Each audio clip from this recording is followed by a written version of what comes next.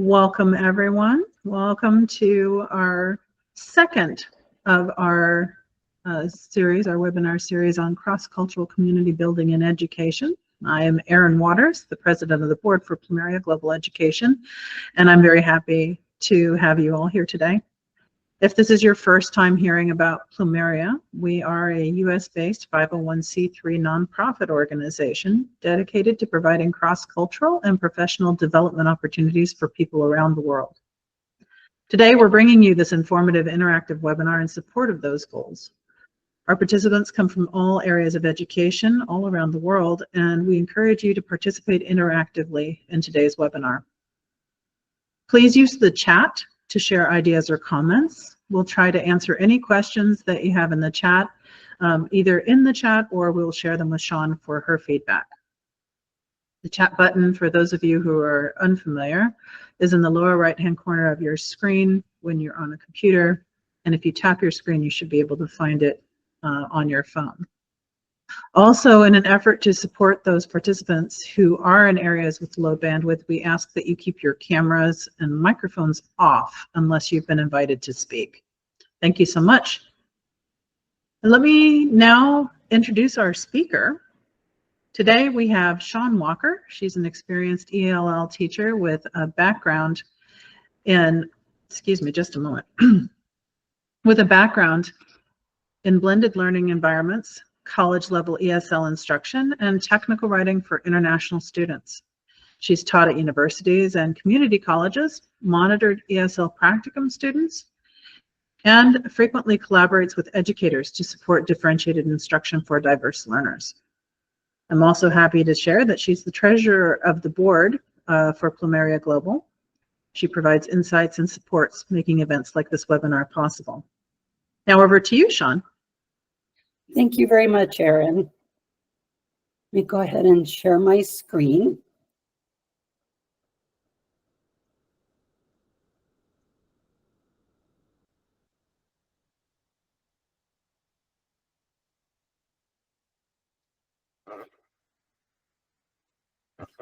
So welcome to this talk on high interest reading in a multi-level intermediate adult ESL class.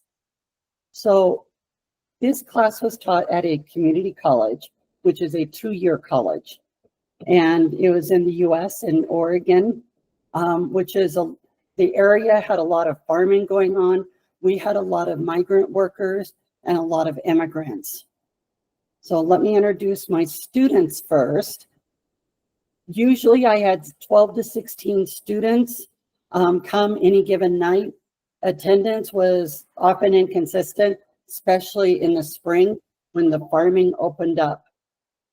So my students were primarily from Mexico, Guatemala, and El Salvador.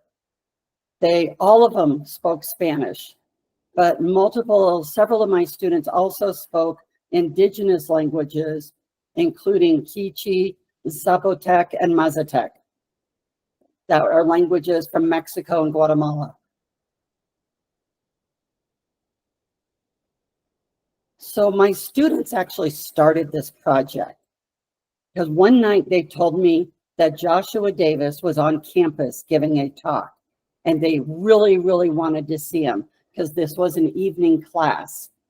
So they explained to me who he was, that he had written the book Spare Parts, which had been turned into a movie some of my students had already seen. And it's a true story about 4 immigrant teenagers in Phoenix, Arizona, who entered an underwater robotics contest. So we went and saw Joshua Davis. My students, who were usually kind of shy, were so engaged in finding out more. They actually stood up and asked questions during the Q&A. They stayed after, talked to Joshua directly, bought his book. He signed it for him. And the next week, they came in very excited about the book, but told me it was too hard to read, that they didn't understand it, because this was an intermediate level class. So I ended up, for the next quarter, making it our textbook and said, let's read it together.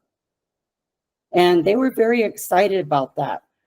Well, Joshua is a journalist for a tech magazine called Wired. He'd actually covered the competition.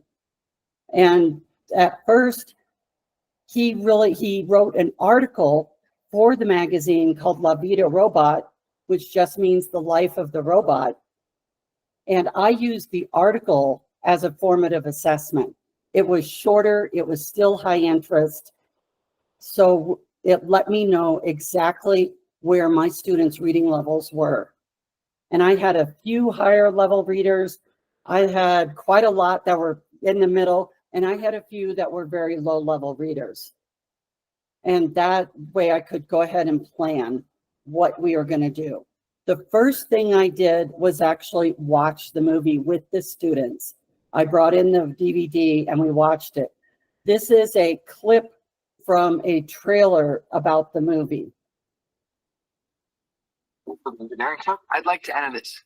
The 5th annual underwater robotics competition. So you want to go up against the best tech schools in the country? Says they scout for internships and jobs. You guys got some ground to make up. The other teams will have more money than you. So you're still short $432.54. And my man ate a couple ice creams on the way. Can I have an ice cream? Too late. Check. Okay, we got to find cheap, creative ways to build this thing. Let me fix it. You gotta stop asleep. It's small and really absorbent.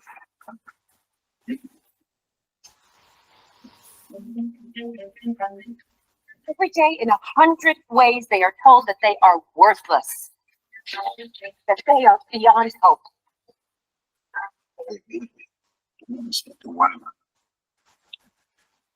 Remember everything you said. I'm not giving up. Well, we're not giving up. He's full of surprises. Saw something like this in a horror movie once. Duke University, Virginia Tech, MIT, and Carl Hayden Community High School. Is it? We couldn't do this without you, sir.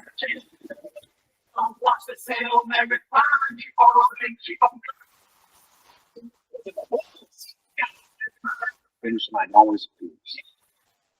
Think about how far we've come and everything that we've gained, that no one can take away what we started together.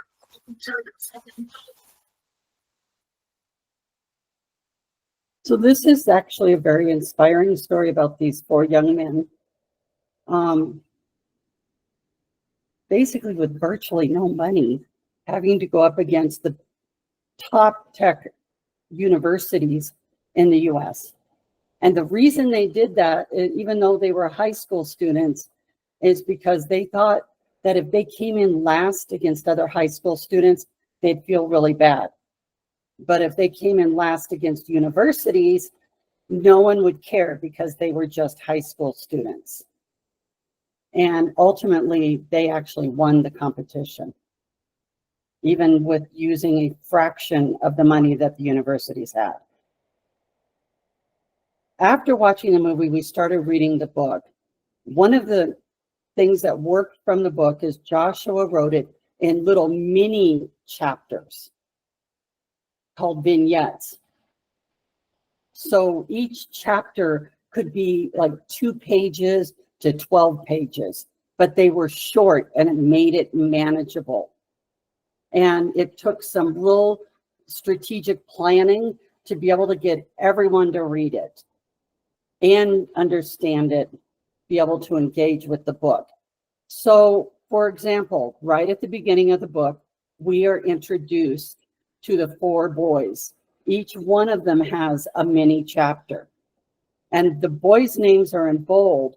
And then underneath, I would always mix the levels of readers.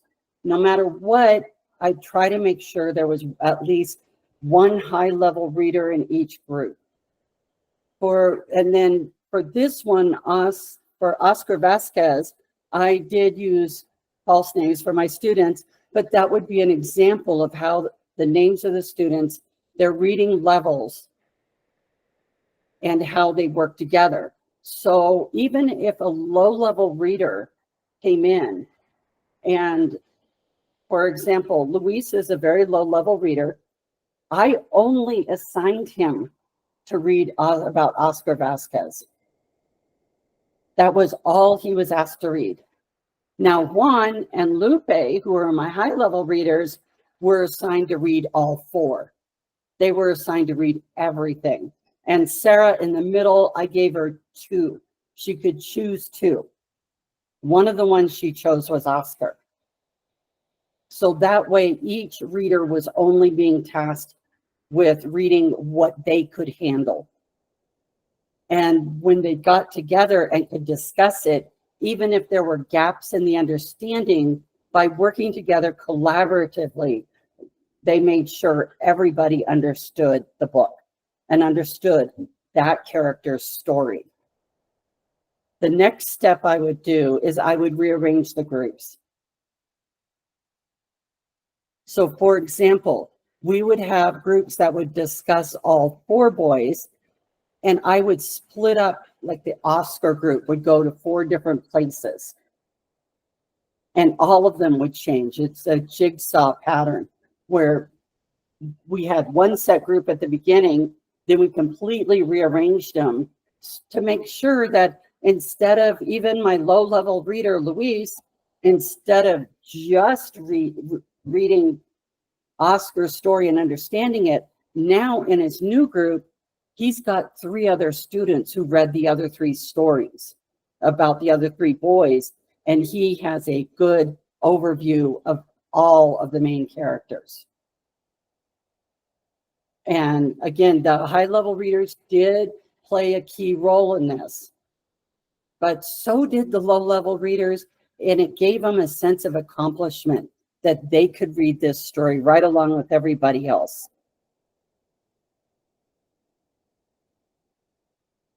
We also used the movie as a point of comparison, so we did a lot of compare and contrast. For example, in the real life story, there were 2 teachers.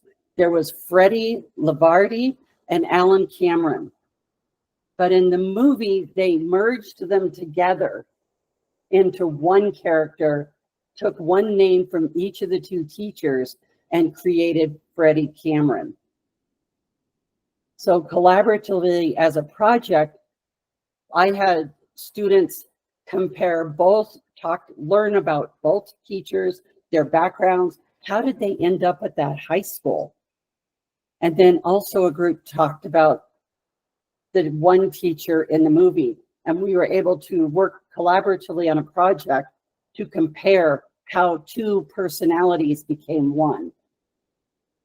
And the students found that very interesting because that was a major modification from the book into the movie that they had not even thought about.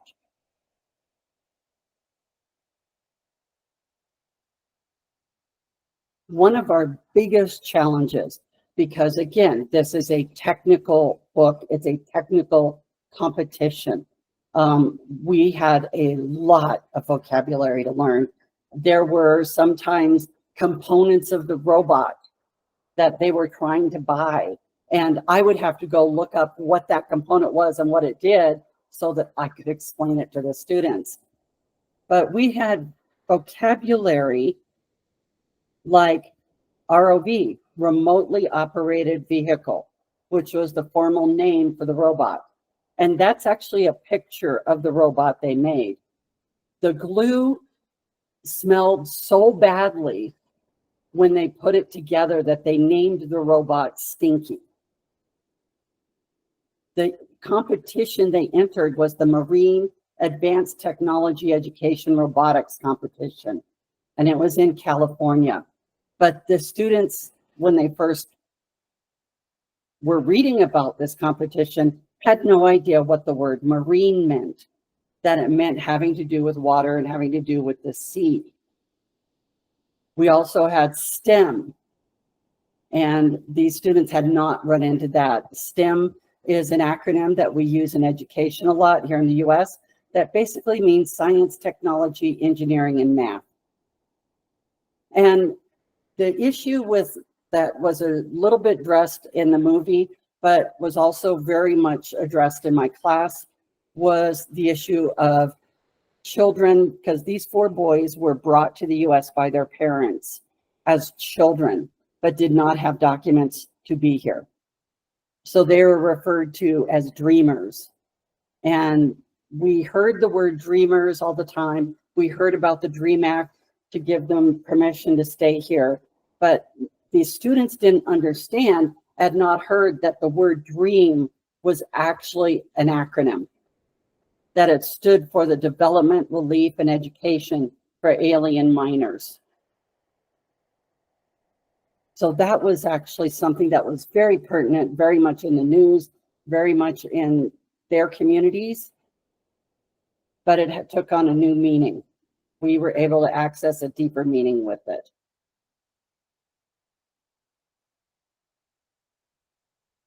This, I chose this particular picture because of these 2 boys.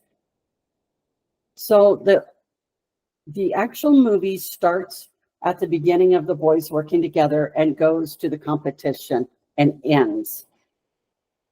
That's only halfway through the book. The first half of the book is very much Lorenzo's story. And the first half of the movie, does not really focus on that story, that one boy's story, the way the book does. Then there's the competition. And then the second half of the book became Oscar's story. So even as we worked through the book and we're approaching the end, we were able to take a step back and do a higher level analysis about why was the book structured this way? How did Joshua Davis figure out that one boy's story needed to be told first, and then halfway through the book at the competition completely pivot and address another boy's story? And with that, we were able to talk more about plot. How are stories built? Because many of my students had never really read a novel, even in Spanish. So this gave them a bigger overview of the structure of longer stories and more in-depth stories. And that became very much an interesting point for them to discuss. Then, of course, the person in the middle is the teacher from the movie.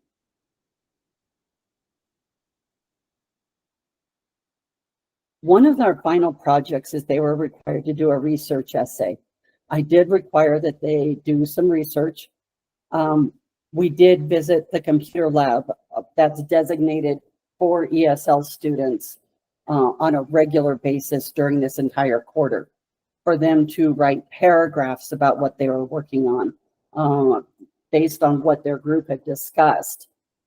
Then for the final essay, which was the last 2 weeks, I asked them to choose topics for a final essay. Instead of just a paragraph, we actually worked on a much longer document. We worked on an essay, which many of my students had never written something that long.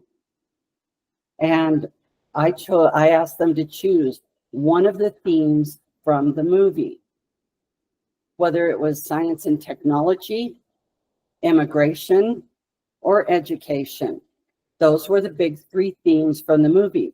Of course, before we could write the essay or choose one of the themes, we also had to take the broader view of what are the themes. We had to identify those themes.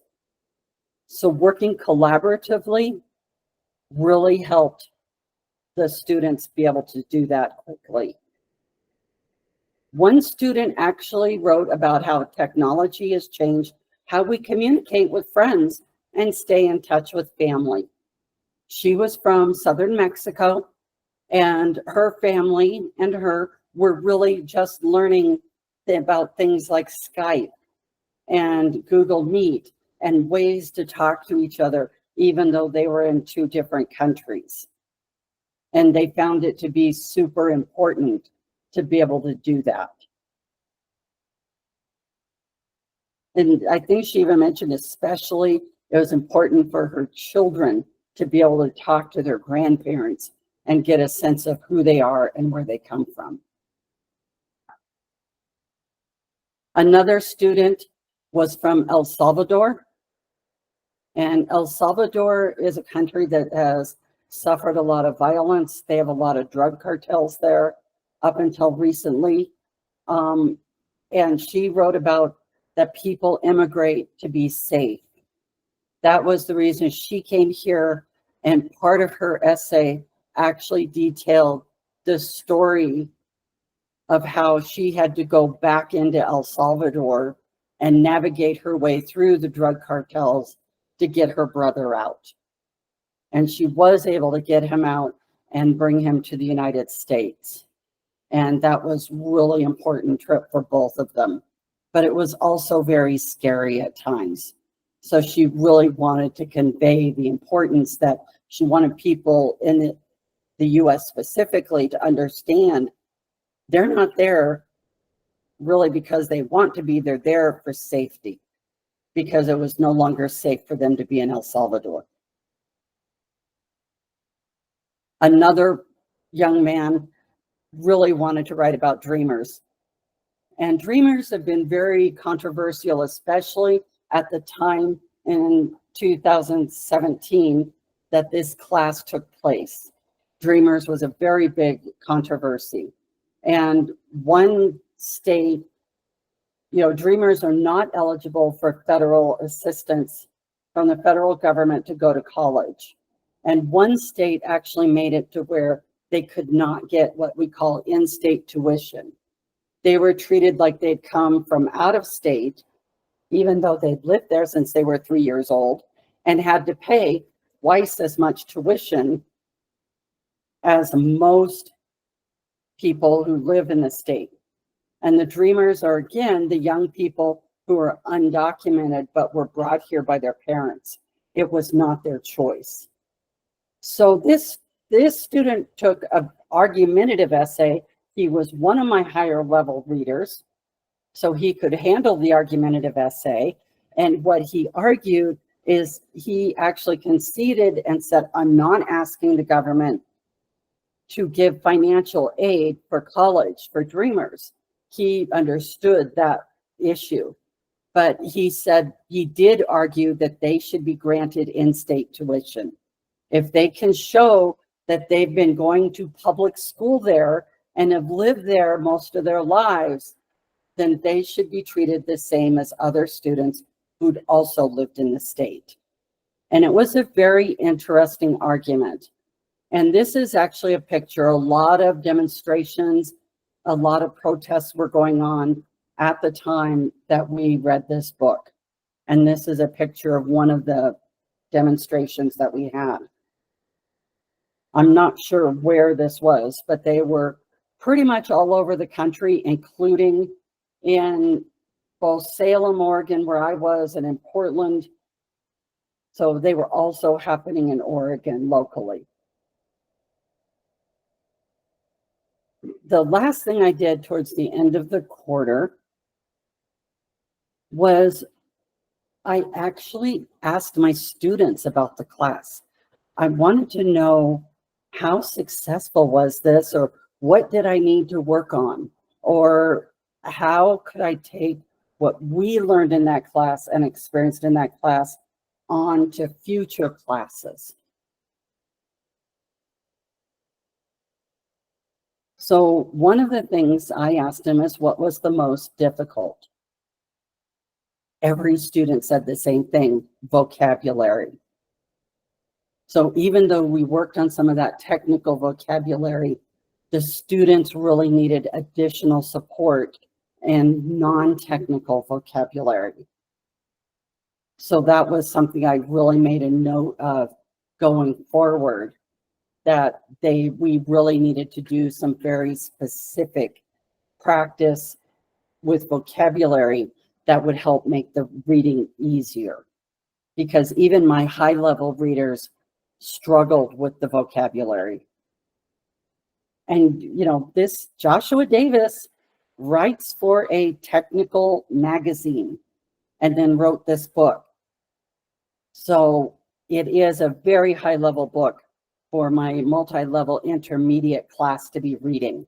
It would be a high-level book, even for like native speaker high school students. And these students were learning English as a second language. So the vocabulary turned out to be very challenging. I asked them what they liked about reading this book in class, and these are some of the responses I got. Some of them really liked that it was a real story, because it is a real story. Some of them liked that we watched the movie before the book, because it gave them an idea of what was coming. I had one man who was a mechanic. He worked on cars for a living, and he really liked that the boys reading about how the boys built the robot, and then when the robot stopped functioning at the competition, how they fixed it. So he was very into the actual nuts and bolts of building things.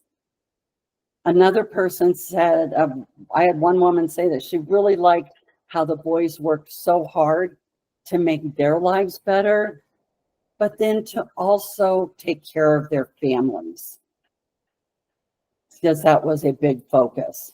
And one person said they really liked just reading the book with everyone, because so much of the time reading is only given individually, that it's an individual activity. And these students really enjoyed that it was a collaborative activity, that it was cooperative, that they got to do projects together. And then they also had some of their own assignments in reading. But they enjoyed that coming together in the classroom. Even when I'd ask groups, I'd assign them a section of a whiteboard and ask them to get up and write on it. And they would. They were very engaged in the story. I also asked if they had any final comments about the assignments or reading the book. And one of them found it was very interesting how figuring out how the two teachers was made into one was fun. They had never thought about movies in that way.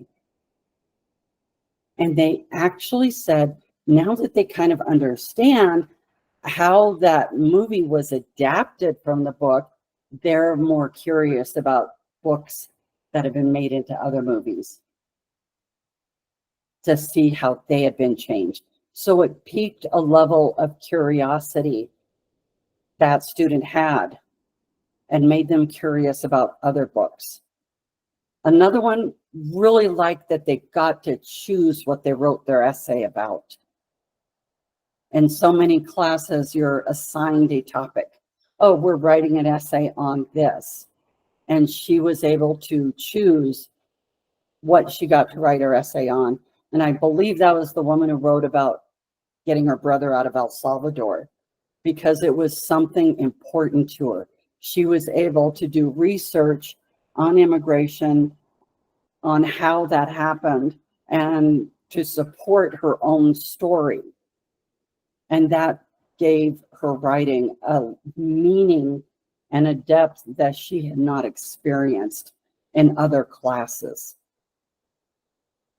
I had some learners say that the groups and being able to read together with the groups and switching groups really helped them understand the book.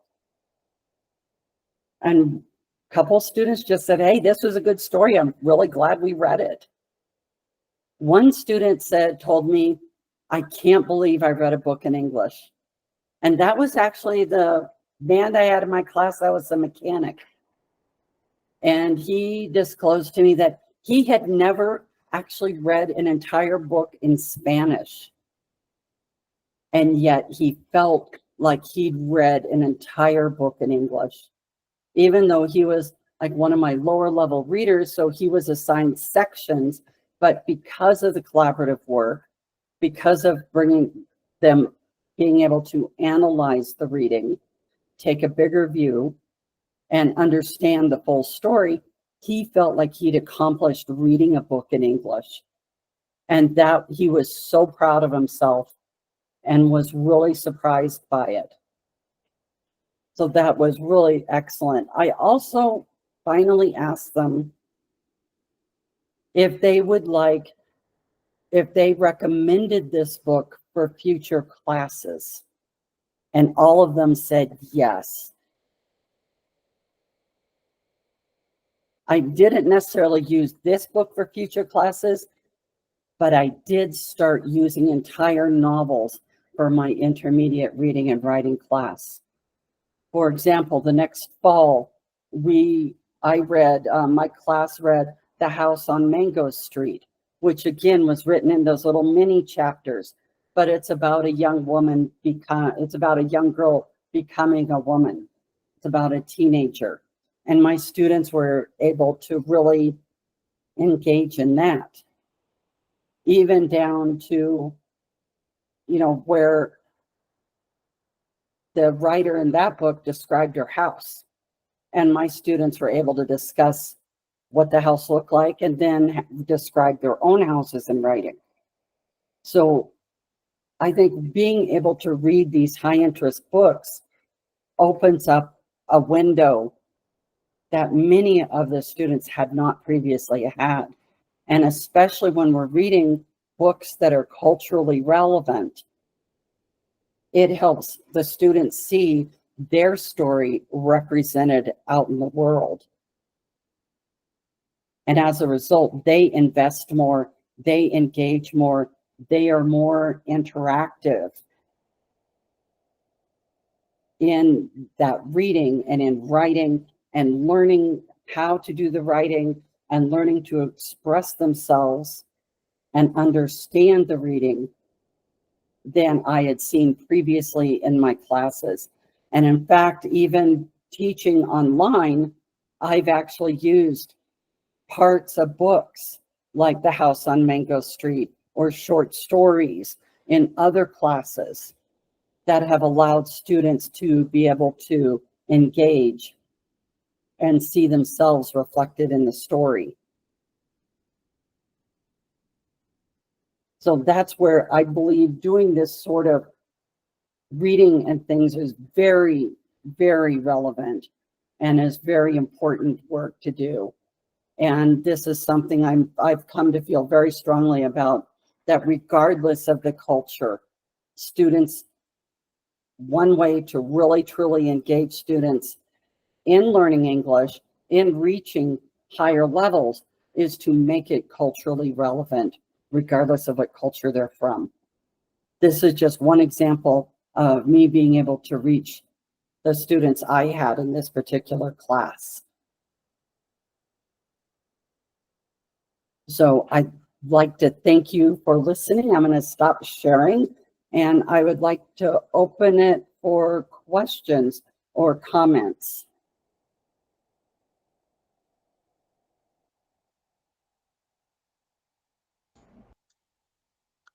Thank you, Shawn. Thank you so much. That was absolutely wonderful. It's powerful stuff when the students are able to engage in their learning and really connect with what's going on in the real world, with what's going on with them in the classroom.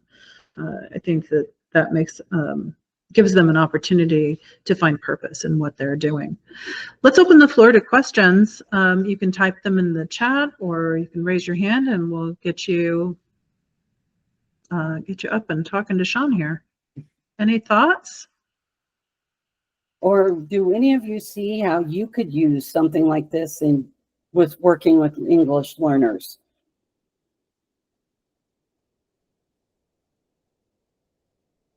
How would you apply this to your own classes?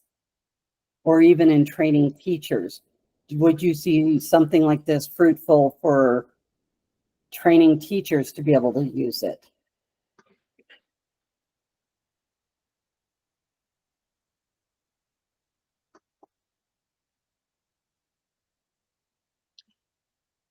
Yes, Helen, please unmute yourself. Okay, thanks so much, Professor, for this lecture that you have given unto us. I've liked it so much, the way you brought those levels I was now seeing my classes that I teach. For example, when we begin in lower primary, those ones now, I was grading them to this lower level, the last level. We teach our learners, at least they first begin with the letters, then they go to syllables, then they go to vocabulary. But in most cases for us in Uganda, they say that if you want a Ugandan to leave your money, put it in writing. People have a poor culture in writing, in reading. Though the teachers are trying to teach, and in Uganda, we are now championing the project-based, competence-based, whereby in each subject, whether you are teaching science, teaching maths, teaching SST in primary, or you are teaching any other subject, music and the likes, you have to put the competences that cater for the English, that we state them as the English competences. So there, the first one that they always champion is the reading. So even when you are teaching maths, these learners, you have to help them to let them learn to read the words that you are using in your subject. Even when you are teaching whichever subject, that's how the curriculum of Uganda is trying to promote English in Uganda. So now, like for us, the lower primary, the learners, those books with pictures, at least if you give them to read the books with the pictures, you can even ask them, they can predict the story, they can talk about the story because they are seeing the pictures. Then from there, you can engage them to read the story. At least there they can be motivated. But reading novels or reading the books which are plain with no pictures, sometimes the children may not be interested in reading them, or it is challenging, like the way you have outlined, that vocabulary always, even as vocabulary. You know, when the child picks vocabulary, that child will be able to connect other words, and somebody now becomes fluent in reading. But in Uganda, we are trying to push. That's why you see that for us in Uganda, we are bilingual. People learn the mother tongue at home, then they learn English at school.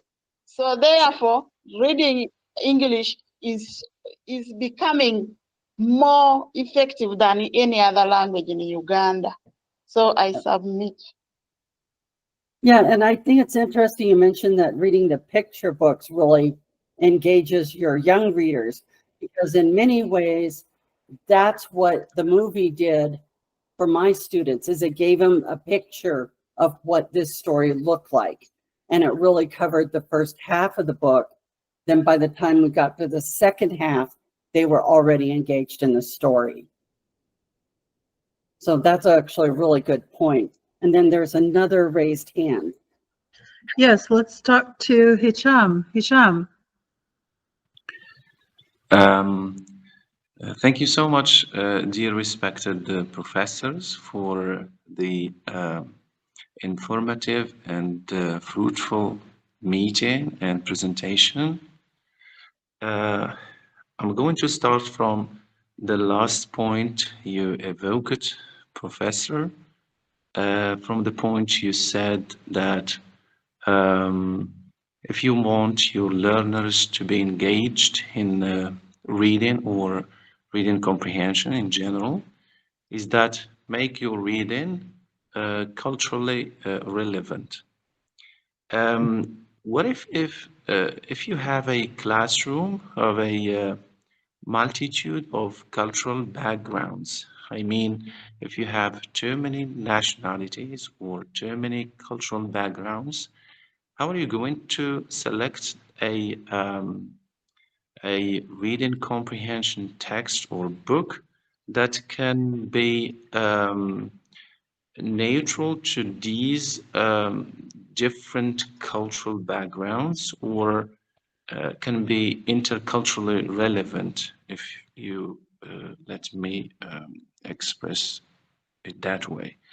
And one more thing is that um, how can you deal with a classroom where you have a high number of students? I mean, a classroom that if you divide it into groups, you will have a great number of groups. I mean, uh, how can you deal with this issue? And thank you so much for everything, professors. Those are really good questions. Thank you.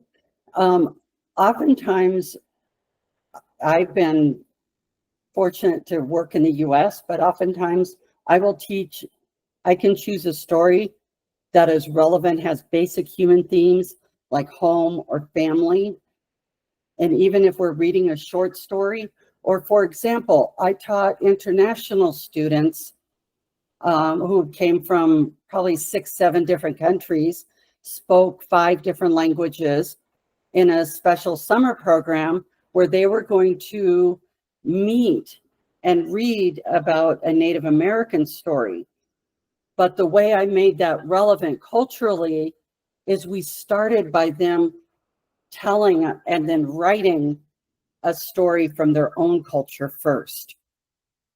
So I've always tried to start with students' own culture, and then if we need to take a step to read a book or find out a story from another culture, starting with their own culture and a story they choose to tell from it is a stepping stone. And you can ask them to choose a story that has similar themes. For example, in my class, we were going to be reading an origination story, a story about how the world began from the Native American tradition.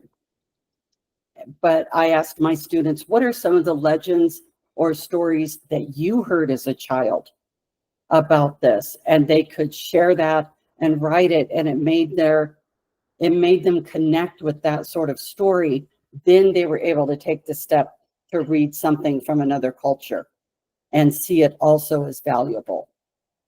And yes, I've had very large classes before, and they can be very challenging.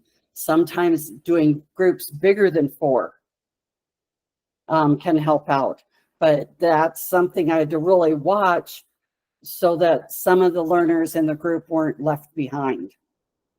So that really, sometimes I was very fortunate in one class to actually have an assistant who helped monitor things. But that is very much a balancing act when you have like 40 students who are very beginner, low-level English speakers. And I've had classes that were well over 30 students. So that becomes a juggling act on setting up the groups and being very careful about what levels are students working together. If I can jump in here, thank you, Shawn. Those are really, really great explanations and suggestions in regards to using cultural backgrounds and selecting your text according to new cultures that students can connect with. I want to make a comment here about large classes because there is it's a perspective thing. We in the US, a large class to us is 30 to 40 students, whereas in Uganda it could be 80 to 400 students. As I'm not sure, Morocco, it can be, I guess a large class could also be similar. So one of the things that I discussed with my students when we were talking about large class sizes around 100 is to set up a group of students who are your leaders in your groups. And if you make those groups your leaders, they can come and spend some extra time with you to make sure that they're leading their group in the way that you need them to. And you can do this at all ages. Maybe the lower schools, so low elementary, low primary school, it might be a little more difficult with.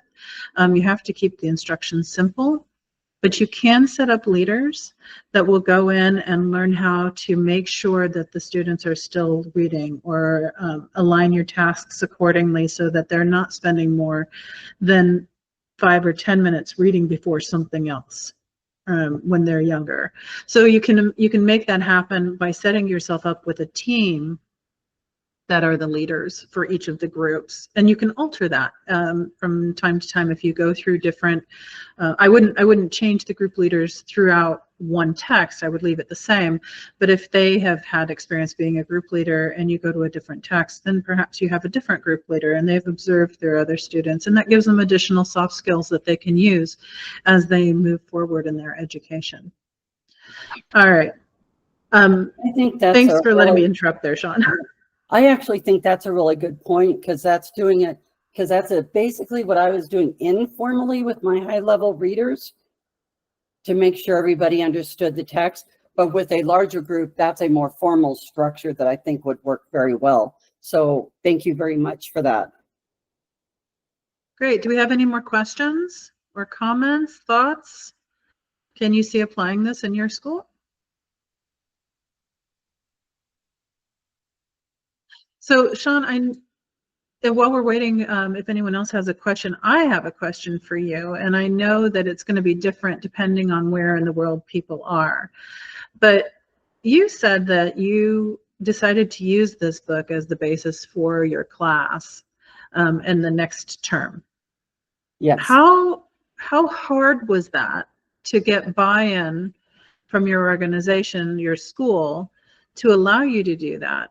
Many of our schools follow textbooks and they have to follow a specific rule or regimen. How difficult was it for you to clear this? For me, it actually was not difficult, because I'd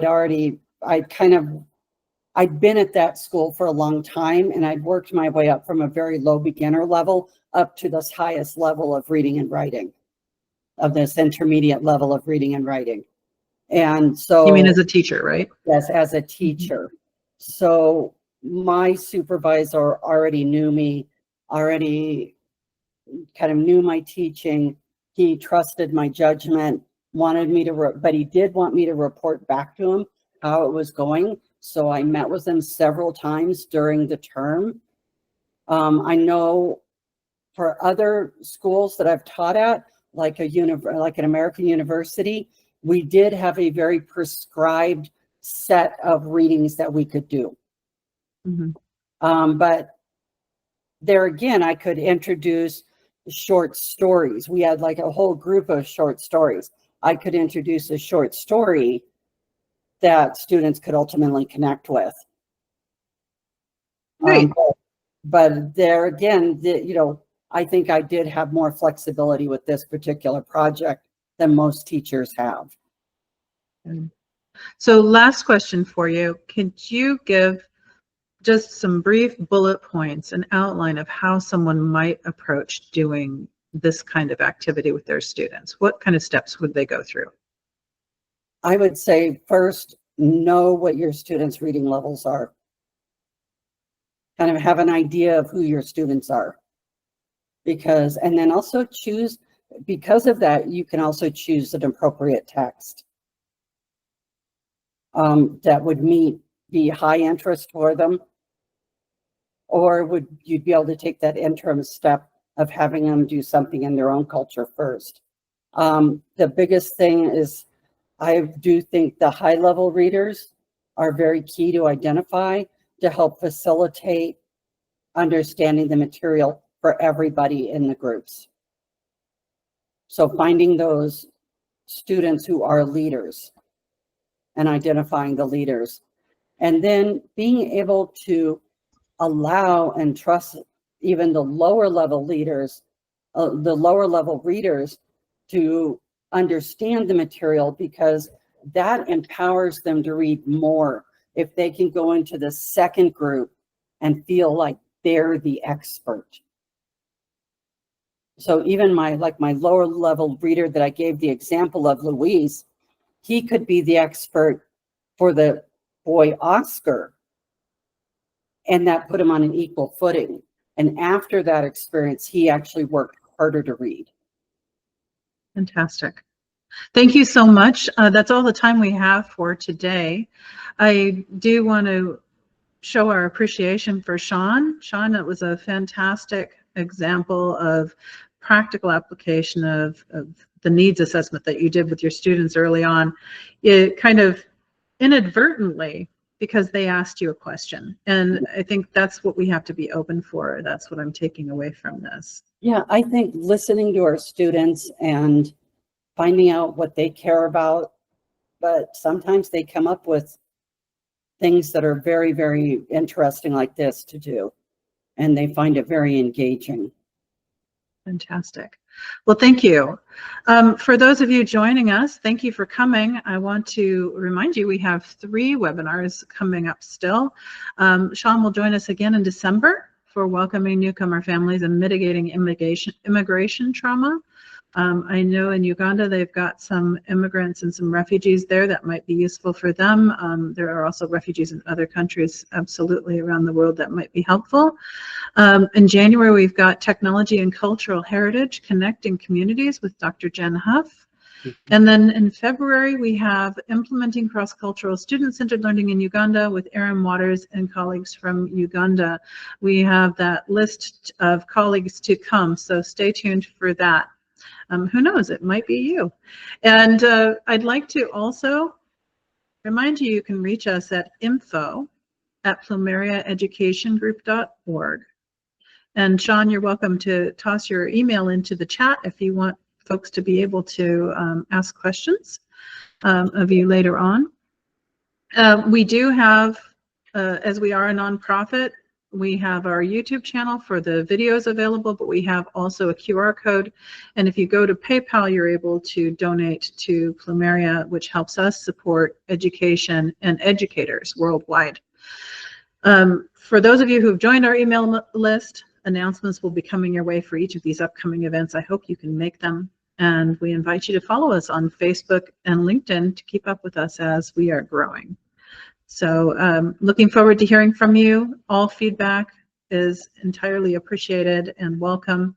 And if you have anything that you'd like to add or suggest moving forward, as was suggested early on by Mr. Mustafa, was it Mustafa? Yes.